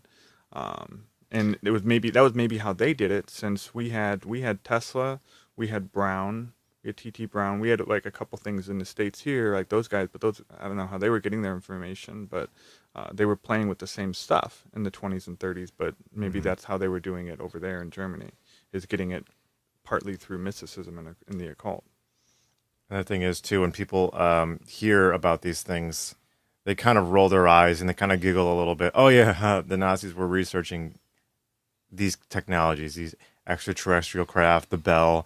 And our government, they would never do mind control. That's not real. Come on. They giggle a little bit. 45-minute video on YouTube that talks about the basically the acquisition of the Germans to get higher, more advanced technology to essentially, obviously, you knew the plot in the early 20th century. That's what they wanted to do.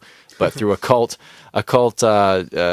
means, through scientific discovery, through just searching the planet over and under, they somehow, potentially, possibly found a way how to create advanced flying discs.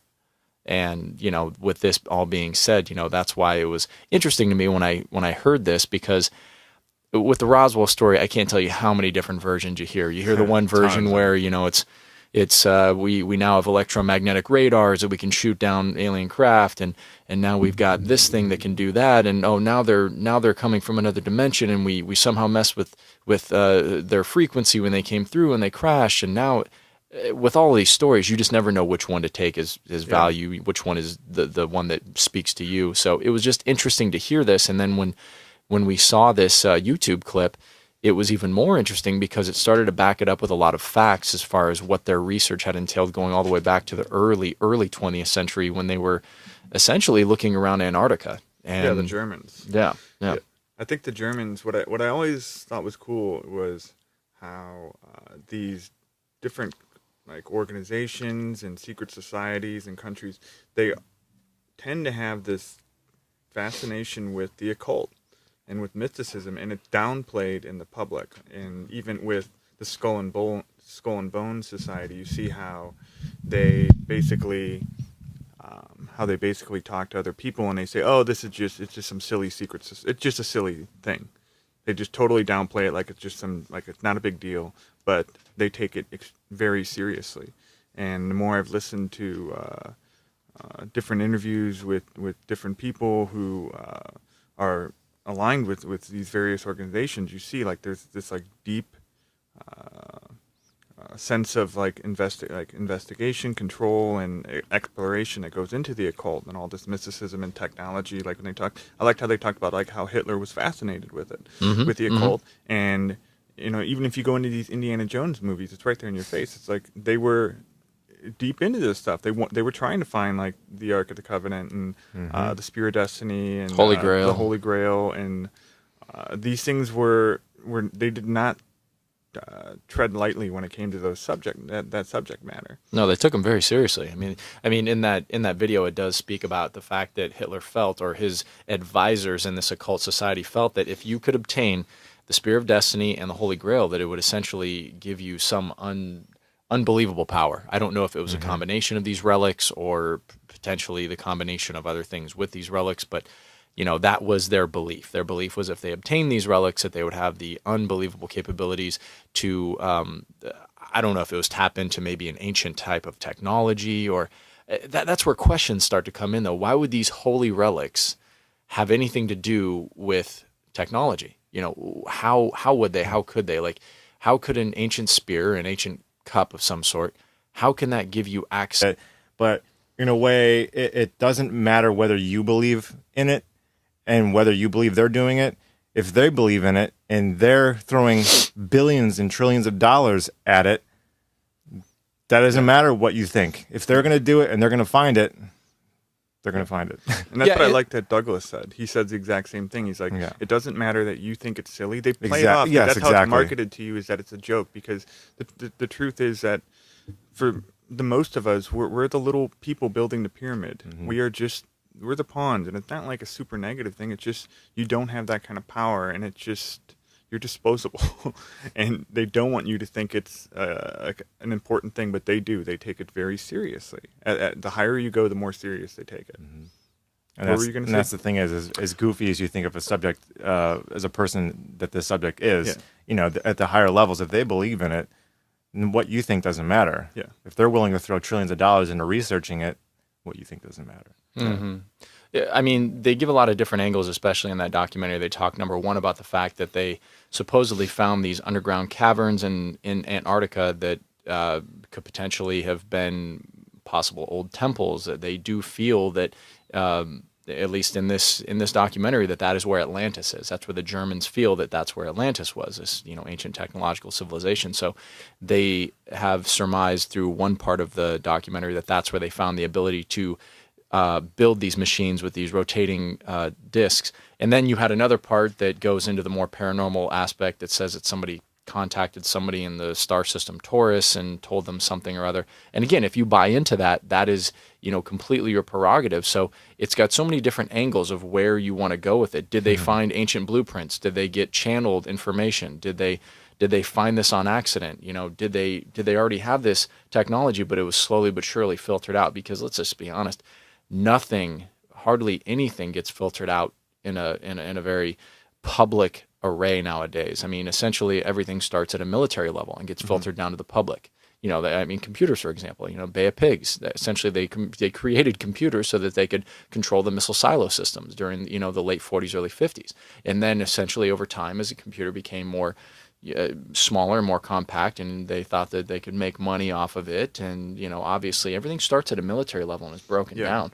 So that's why when I'm watching this and I'm listening to this and they're doing their research and they're looking for everything, I'm just wondering how the pieces are coming together, because you have to know the expedition that was shot down in the early 20th century. There was an explorer that was headed down there that said that he was attacked by flying discs, and they went down. Bird. They went down there with literally war type vessels. They were down there with battleships, and they were obviously heavily armed. They were prepared for if any type of resistance was met, but obviously whatever they ran into was more advanced than what they had. And at that time, I don't think anybody on a global scale was that much more advanced than the other. So now comes in the question of, as the documentary does continue, was it humans that were flying potentially advanced aviation discs that they had created, or, as the documentary does keep going along with, was it potentially a wormhole, the hollow earth theory?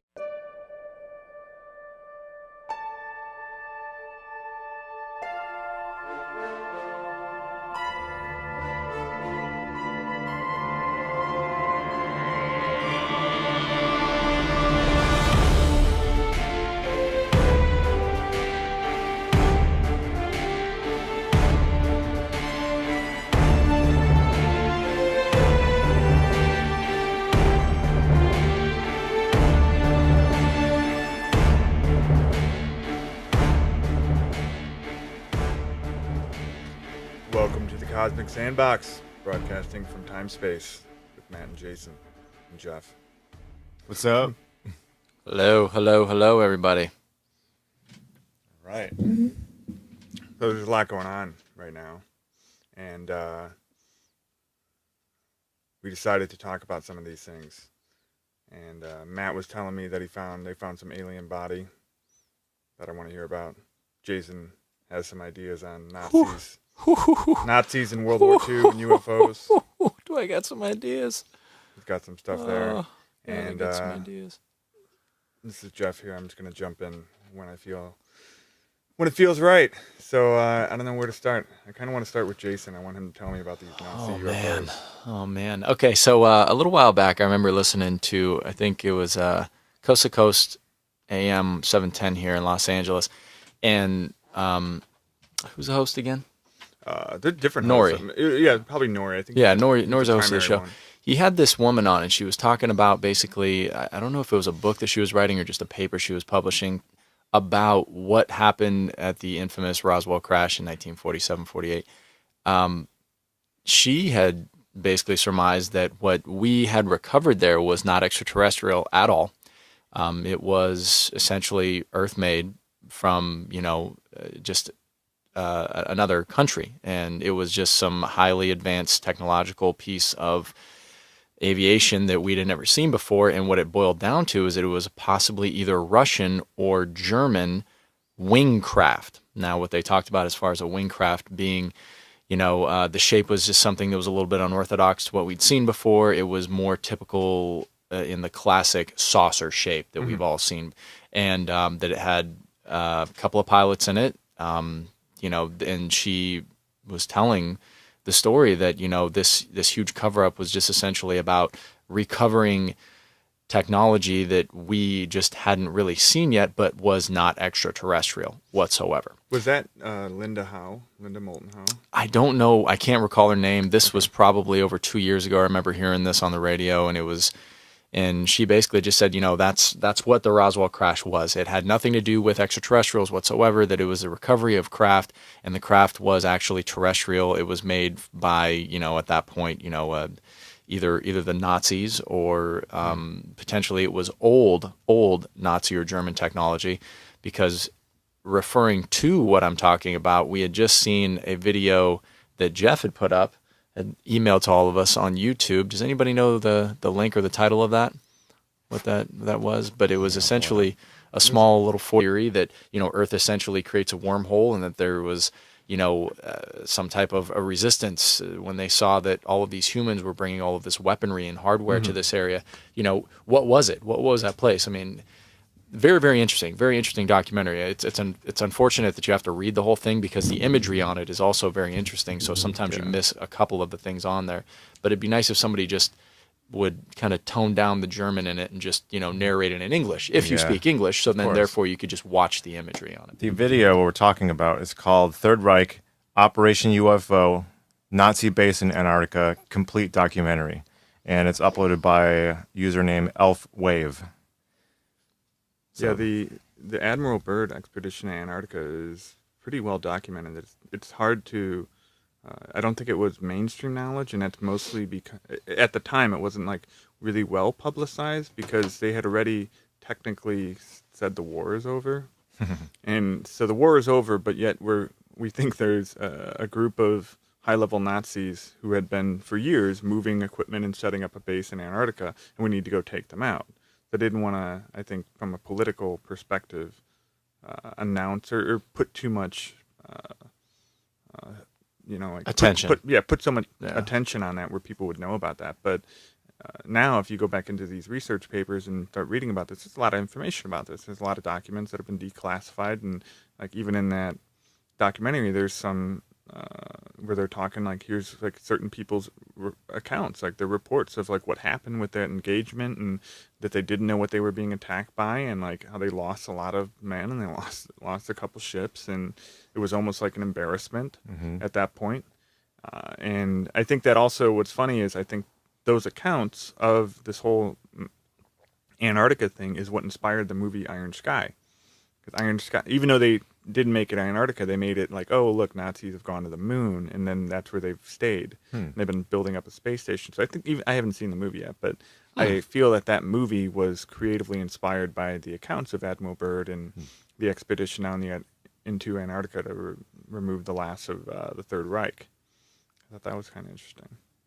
Yeah, it wouldn't surprise me they just switched out the moon with Antarctica. Because that was a story that was floating. Because I've read a lot about this stuff, and there's so much flack, as Drake has said it, as Michael Rupert said it, and even as Richard Dolan has talked about it. There's so much flack around the UFO issue, definitely. And he made a really good point. I listened to his recent Coast to Coast thing he did. Who?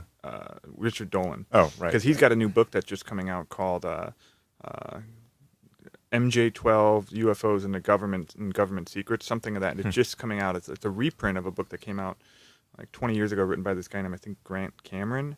But what's interesting about this book is that there's lots of high-level scientists and other political officials with on-the-record accounts of what they were involved in. And to Dolan, some of the most credible, if you were to say, well, where's the proof? Well, here's your proof. You have people who were in multi-billion-dollar projects